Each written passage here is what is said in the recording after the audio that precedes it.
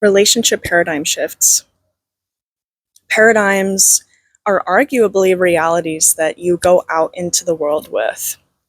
Whether they have been programmed by a specific person or society at large, I know there are a few major ones that I have worked through recently, and I wanted to share those with you today.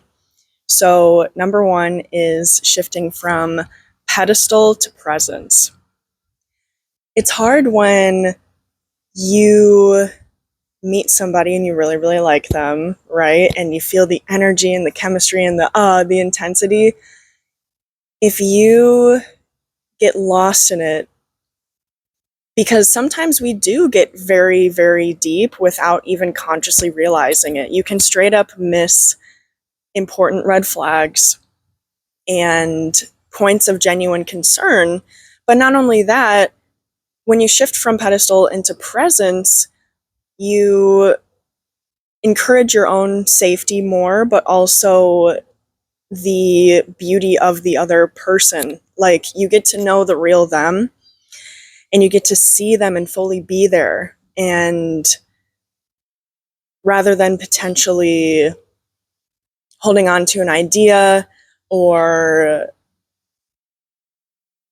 basically what I'm trying to say is that you are with them, the good, the bad, the ugly, basically.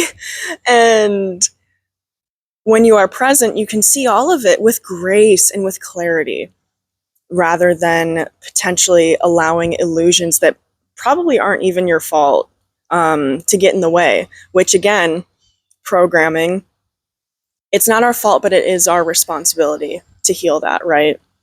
So, and to be aware of it, to bring awareness to it. And so the next one I want to get into is moving from conformity to self-worth. This tendency to shrink, to be agreeable, falling back into old patterns of placing the relationship above yourself and your own needs. When you have self-worth, there is less room for fear, and there is less room to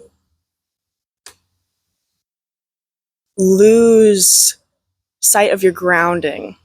It's very important to stay grounded and to maintain boundaries and standards, because it's not fair to let someone treat you in a certain way from a place of fear. It's like, rather than conforming to the other person, hold your ground and know that you have infinite timelines to choose from. There are billions of people in this world. Not everybody has to like you.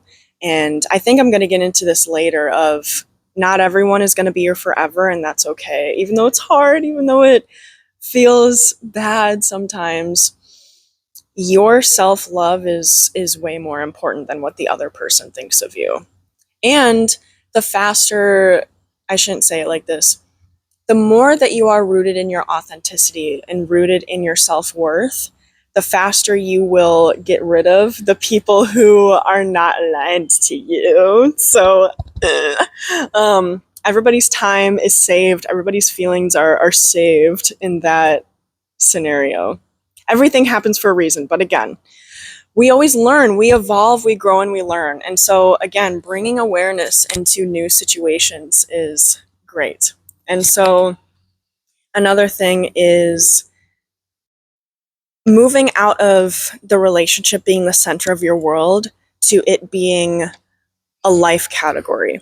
Because we have multiple life categories, social life, familial life, financial, career, romantic life, mental health, spiritual health, physical health, just to name a few. And so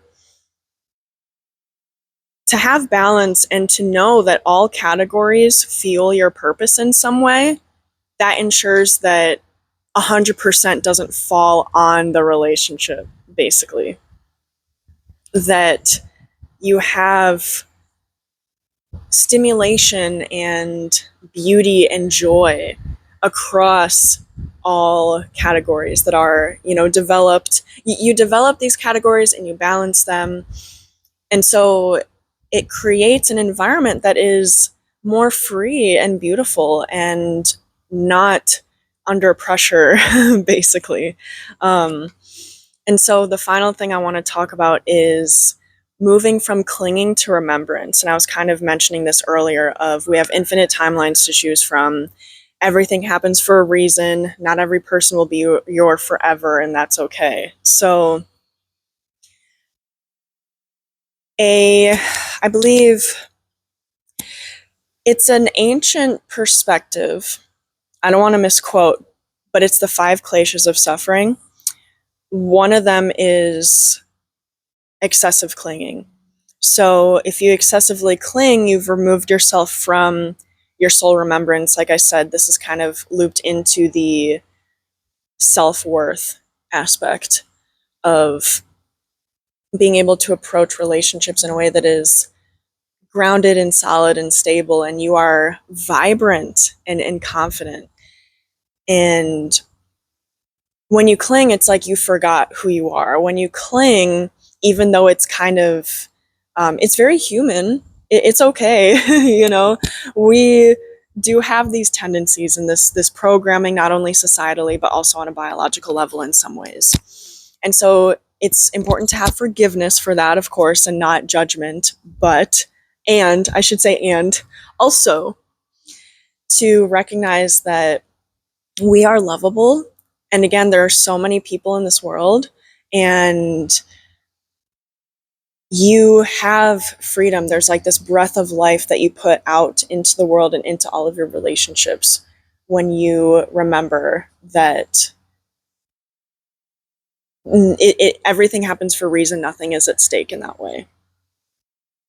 So I hope this was a helpful little video for you today. I do offer personal sessions. All information for that will be linked down below. I do all sorts of stuff, you know, readings for relationships, career, life purpose, whatever you're looking for, whatever guidance you might be seeking at this time, let me know. There are ways to contact me below. And so thank you so much. Wishing you a blessed rest of your day.